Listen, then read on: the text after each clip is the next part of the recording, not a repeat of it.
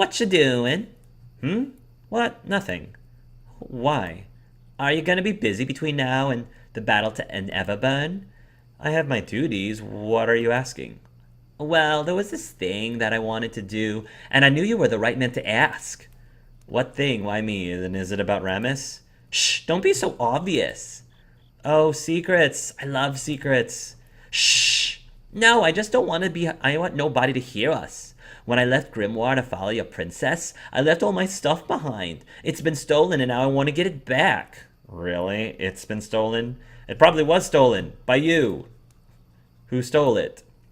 Those city gods. They ransacked my whole hideout. I mean, home.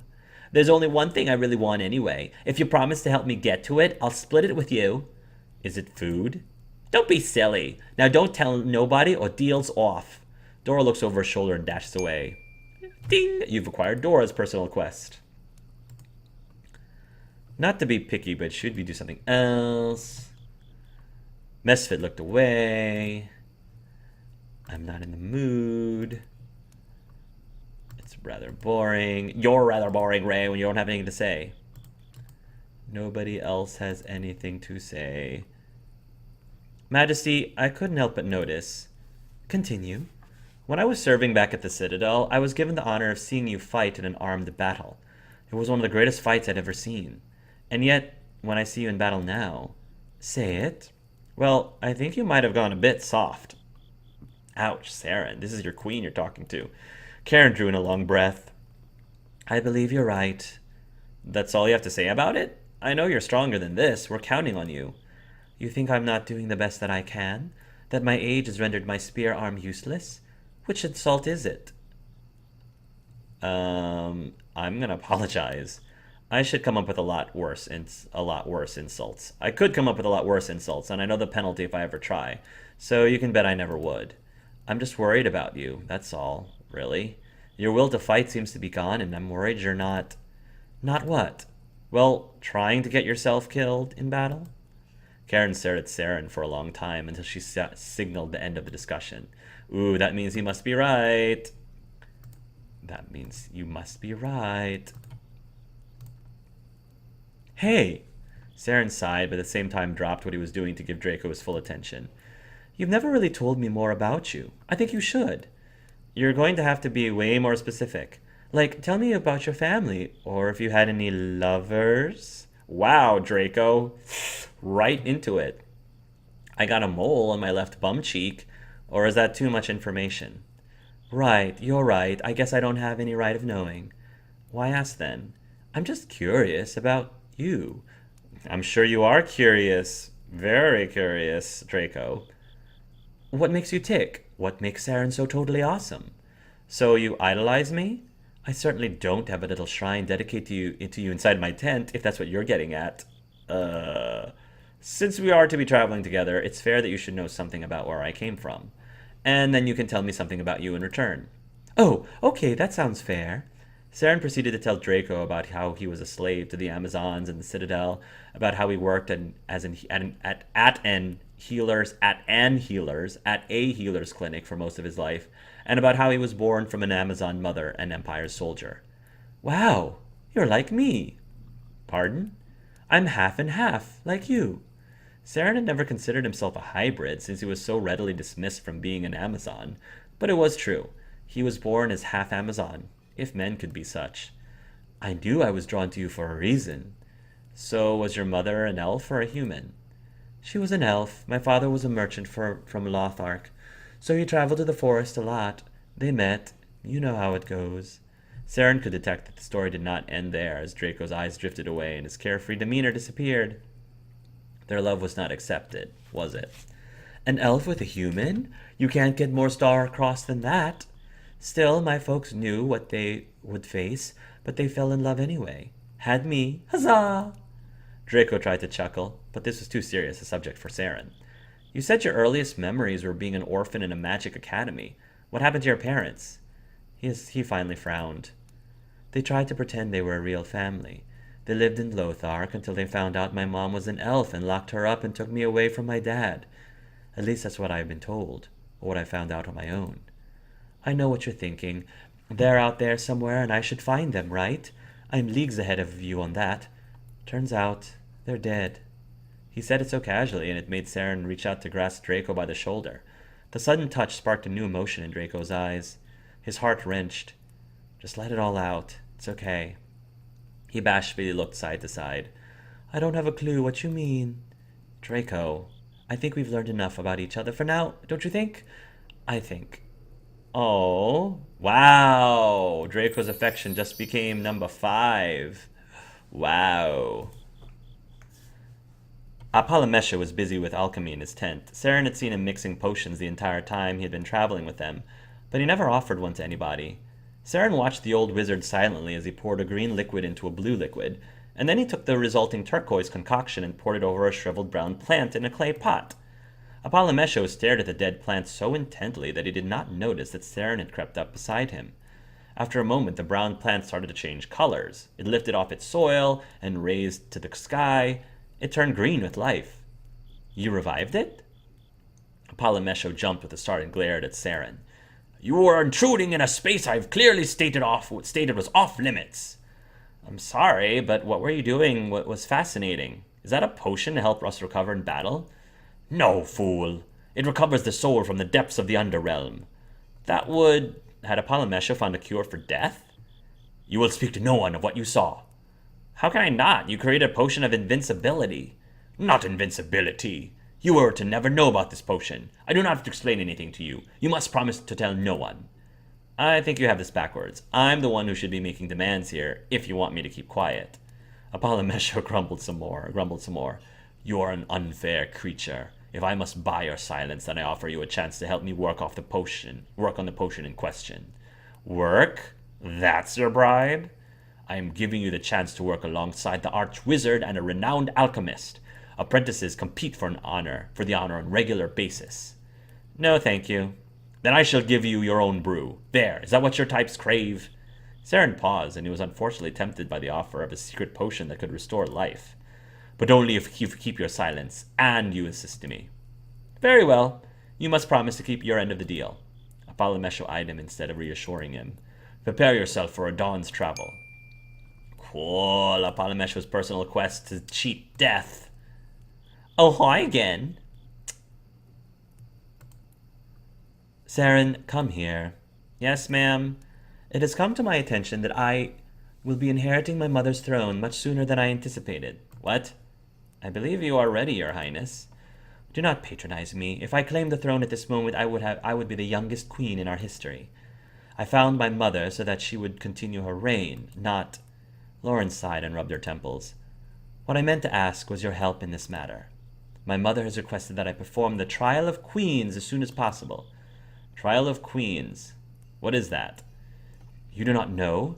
Good, I was unaware of it as well. It's reserved only for princesses who inherit their mother's thrones, rather than dethroning the queen in a duel. Amazon queens must earn the favor of their people through great feats, so a trial was invented to test our strength. There is a reliquary within the mountain under the citadel. I must fight my way through the caverns to prove my worthiness.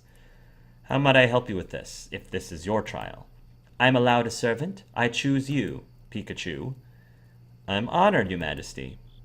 I'm the only servant you have.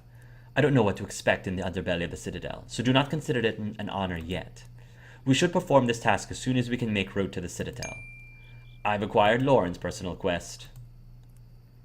Saren, good. You are the one who I wanted to see. What can I do for you? As you know, my daughter will become queen within the season. Didn't we just talk about this? I want her to be a great queen, even greater than me. I failed my mother's heritage, but Loren can restore it. I want to bestow a warrior's gift here upon her to help her in her reign, as my mother did for me. What kind of gift do you mean? I do not know if you share our Amazon religion, but we worship the Amazons that have come before us. They are our great mothers. If I could give Loren a relic of a great mother, she would be destined to join their ranks. I request your arm in battle in helping me retrieve one. Where would we find such a relic? I've thought about this for some time. There are high tales of an Amazon warrior and her weapon. She ended a bloody battle with a mighty Chuzulu, dooming the land to rejoin the ocean. Her weapon broke an entire land, and I will settle for no less for my Loren. I understand. When shall we look for it? Whenever we may slip away unnoticed to the ruins past the unforgiving swamps. You've acquired Karen's personal quest.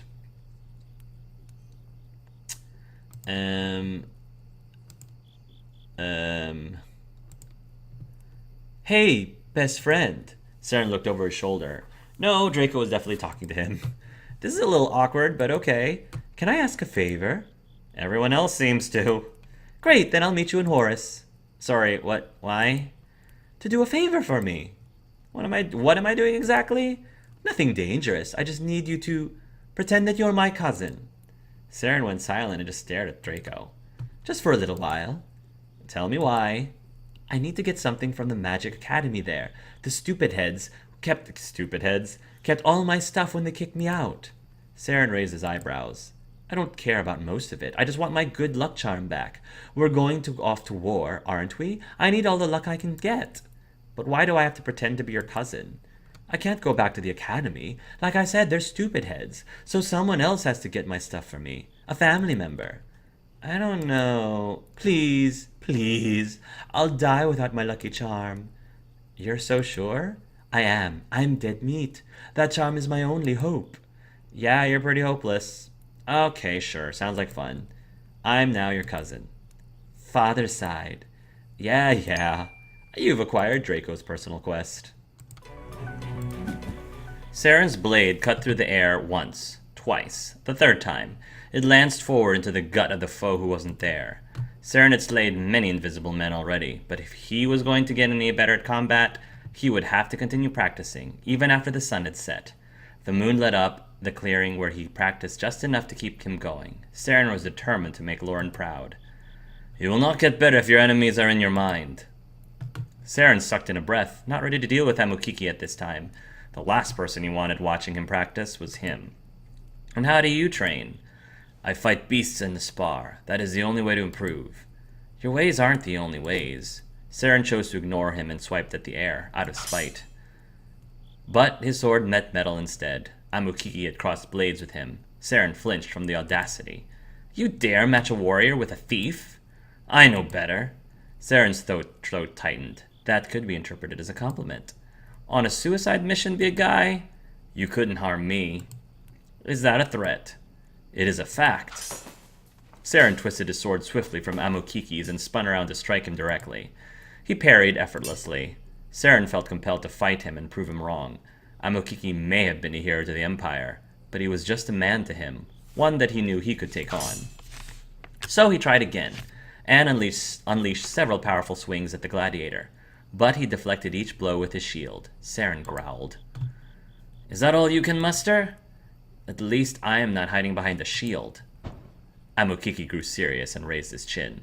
He shook the shield from his arm and tossed it away without his eyes leaving him. The challenge was heard and answered. Bearing himself to him. With Amukiki wide open, Saren took another go at him, unleashing the very moves he had just been practicing. One by one, Amukiki blocked the attacks, and then it was his turn to attack. Saren was caught off guard by his quick and heavy movements. Was this how it felt to be in the ring with him at a tournament? With Saren, he still has his shield. With Saren pushed sufficiently backwards, Amukiki let up and basked in his speechlessness. Your lack of true sparring shows. I could train you. Saren quivered in rage as if it were the greatest insult. You think that was my best game? I was just getting warmed up. Saren sprang forward to attack Amukiki, who had difficulty anticipating it. They sparred with each other briefly. With each swing that Amukiki parried, Saren grew more frustrated. How are you doing that? He smirked and caught Saren's blade with his own. Your eyes, they're betraying you. Staring deeply into his eyes, are you, Amukiki? The revelation fueled Saren's furious attacks, but he took note. From then on, Saren focused only on Amukiki's face, hopefully masking his next move. The gladiator slammed his weight into the side of Saren's body, almost knocking him to the ground. Saren did not want to admit that Amukiki was the better fighter. I think he kind of is, though. You're the healer. You're the healer, Saren. He was stronger, taller, and had much more experience, and yeah. But there was one thing that Saren had on him. With a whirling of his wrist, Saren tangled Amukiki's weapon in his hand so that he would spontaneously let go of it. It worked, and Amukiki's sword was flung from his hands. Now it was time for the gladiator to be speechless. Saren smirked with pride. Weren't expecting that brand of awesome, were you? Amokiki reevaluated him. That is the only time you will succeed with that on me. Is that so? He quickly picked up his sword and was ready to battle again, as if he was used to doing it from his fights in the arena. Saren felt confident enough to grant Amokiki his rematch. They did not speak again as they fought each other. They each began to sweat and grunt as they threw everything into their attacks. They were both ready to win the duel, but steadily denied victory to each other. Even though Amokiki was a superior athlete, Saren held his own with him. In an attempt to end it, they crashed their blades together and leaned into them, creating a stalemate. It would only end if one overpowered the other. Saren knew he could not beat Amokiki in a test of strength. Yet he was still standing his ground, pushing against him with everything he had. It was as if the glare they were giving each other was what anchored him to the spot. The heat from Amukiki's face caused Saren to realize how close he was to him. A bead of sweat trickled from Amukiki's forehead. Saren felt his arms ready to give out, so he did the only thing he could do. Magic burst from him, forcing Amokiki away. It worked, and he stumbled backwards, allowing Saren's sword to swing free. I don't know, I think using magic is kind of cheating. Amokiki recovered as they stood apart. His breathing was deep as he reached up and felt his face. When he pulled his hand back, there was blood on his fingers. Saren had cut him. The gladiator then locked eyes with Saren and his jaw tightened. And immediately it felt unfair that he had invoked magic. Yeah, that's what I was saying, no matter how good an idea it was at the time. Without a word, Saren walked right up to him and placed a hand over the cut on his face. Amokiki stiffened from being touched. Healing magic undid the damage that his offensive magic had just caused. Saren could feel the gladiator staring at him, but he could not meet his eyes. I'm sorry. It was all he could say. Saren turned around and sped away from the moonlit clearing, completely unsatisfied with how the sparring had ended. I know, because you cheated, Saren. Again, I wish there was a choice there. A choice to do it or not do it. That's one thing about... this game is wonderful in many, many ways. But I have to call it when there are things about it that could have definitely been a lot better. The look in Amukiki's eyes, there's no space between that period and that capital T. The look in Amukiki's eyes and the feel of him on his hand lingered more than he wanted them to. But somehow his affection rose by a lot. Saren caught Amokiki watching him as he left the forest laughing with Draco. The gladiator's look was not hostile and almost wounded. Saren's smile dropped immediately. Draco parted ways, allowing Saren to approach Amokiki, even though the gladiator had quickly turned away. Who's spying on who now? Do not fret, I do not care how your culture selects its mating patterns. Saren scoffed. Mating patterns? Excuse me? I cannot be more plain with my words. Is that what you think I'm doing? With Draco? As I said, I'm not familiar with your customs. I don't wish to be.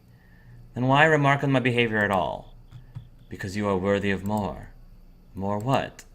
If you were a nomad, you would choose from the greatest warriors and bring your clan honor for such mighty kin. You don't consider Draco a great warrior? I do not. If I were a nomad, how would I court a mate? Amokiki was thrown off by the question. He had to think about it for a moment. You would speak to their clan leader. I see why you're confused about other cultures' mating rituals. Yours has none. We do. It is put in motion by the clan leader. And if a nomad did not have a clan? Saren looked up into Amokiki's eyes. Then the nomad would be free to do as he wishes. They were silent for a while, and then Saren turned away. That's not so bad. Amokiki was quiet when he left. Interesting. Oh, it's kind of cool that that Amukiki's showing a little bit of jealousy there. I kind of like that. Hammer hands. Ooh, we can do tasks. Oh, I already have 30 fame, probably because we all helped save them from the, from the attack. Fight 4 versus 4 tavern brawl. Sure. Why not? Let's do tavern brawl. Let's add a Mirth. Let's add a Karen. And let's add an Amakiki. Yeah, 4 versus 4. Interesting. Stabby, stabby. Okay, confused us. Fine. I will slow you dwarves down, even though you're probably resistant against earth because you're dwarves. Should have thought about that. Yeah, resistance against fire. Or against earth, I mean. It's alright. Fireball will do the trick. But at least they're being slowed. Shield. Ooh, these dwarves are tough. Fine. Throw up another shield. Beautiful. That would help.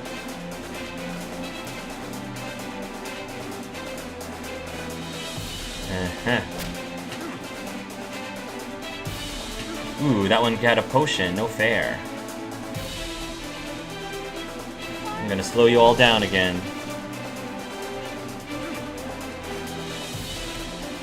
And... yes. Fireball.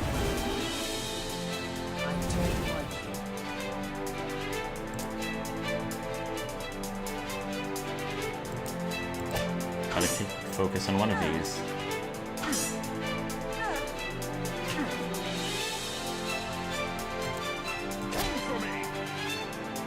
Let's heal these. And fireball. And we're done. Nice.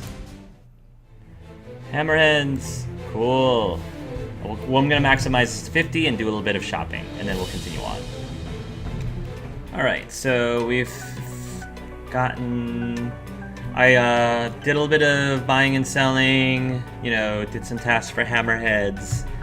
So, let's... oh, the heat was sweltering. Across Aravorn, Saren was experiencing new weather that he had never experienced before up on the cool mountain of the Citadel. Sticky, hot air blazing across his skin was new. Not even the wind gave him relief. It was unusually hot for the others as well, Loren and Karen especially. How do people function under this sun? The suns of the Citadel are more kind. We should travel soon to find a new sun. It's so hot.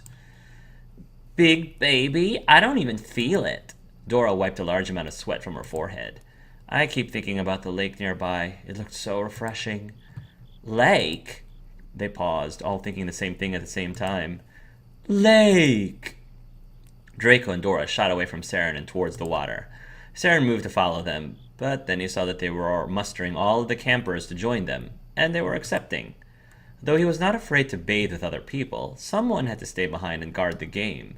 Saren was the very last person left. Saren sighed, having missed his chance for a cool down. He stood on guard in hopes of going to the lake after someone returned. That was the only thought he could think as the sun beat down on him. His eyes closed as his head went fuzzy. The air was choking him. He swayed in place. Then a hand held him steady, and a remarkably cool sensation enveloped his head. Oh, it's Mesfit. Saren perked up and felt a wet cloth around his neck. This is really sweet. He looked over his shoulder to see a blue elf standing right behind him. None of you would last in the desert. Saren smiled, seeing how well Mesfit was handling the heat. The damn cloth on his neck was working magic. He touched it in gratitude. Nifty trick. Thanks. Saren felt Mesfit's head over his shoulder, taking in almost a silent breath of air. Saren spun around and placed a hand against Mesfit to keep him away. What was that? Mesfit didn't look guilty of anything, only stared at Saren with some interest. Where does your scent come from? Interesting question. Saren's mouth dropped, but nothing came out.